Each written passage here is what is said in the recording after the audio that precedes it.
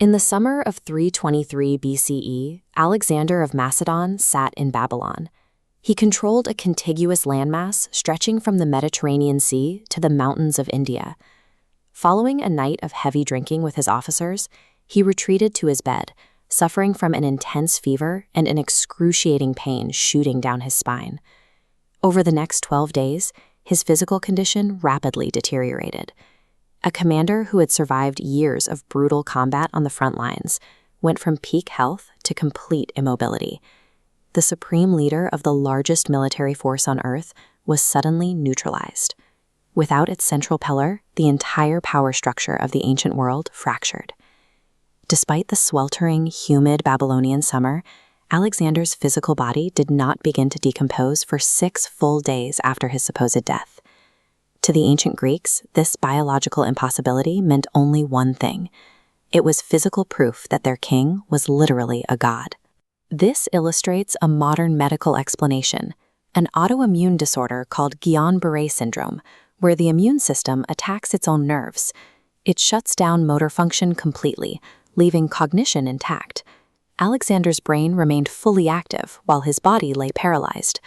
While his army mourned a dead god, they were actually watching a living man incapacitated by an invisible illness. The man who conquered the known world was buried alive by his own physicians. In his final lucid moments, unable to move or speak clearly, Alexander was asked who should inherit his massive empire. He managed a cryptic, fatal reply: "To the strongest." Almost immediately, rumors of political assassination spread through the ranks.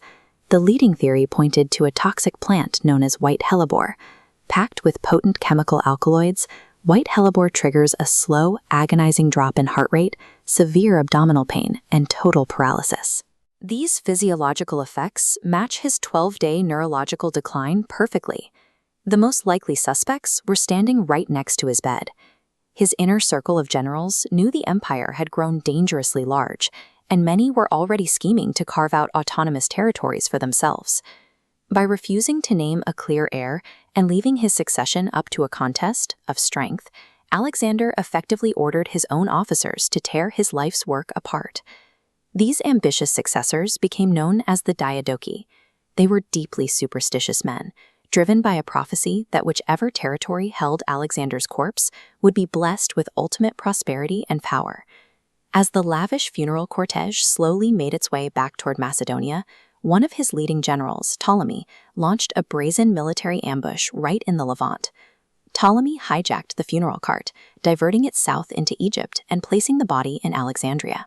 Securing the corpse cemented Ptolemy's own legitimacy as a pharaoh. The generals had successfully repurposed their dead king. He was now the ancient world's most valuable geopolitical asset. Inside Alexandria, a grand mausoleum was built. For centuries, it functioned as a mandatory pilgrimage site for any ambitious leader seeking to dominate the Mediterranean region. Roman emperors routinely visited to absorb his aura of invincibility and often took physical souvenirs. Caligula stole his breastplate, and Caracalla later stripped the royal ring straight off the corpse's finger. By the late 3rd century, the political climate severely degraded.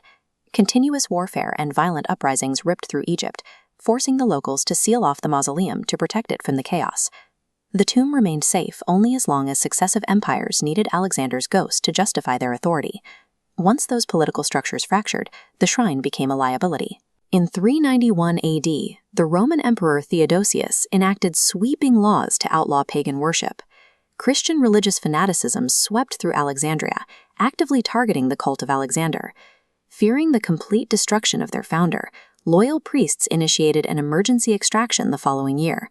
They smuggled the body out of the mausoleum, dragging it into an unmapped subterranean labyrinth beneath the city.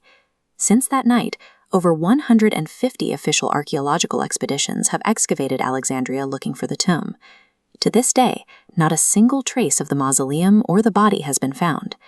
The commander who marched an army across continents and built the largest empire of his era was completely swallowed by the earth. He left behind a permanently fractured geopolitical map and the greatest missing persons case in human history.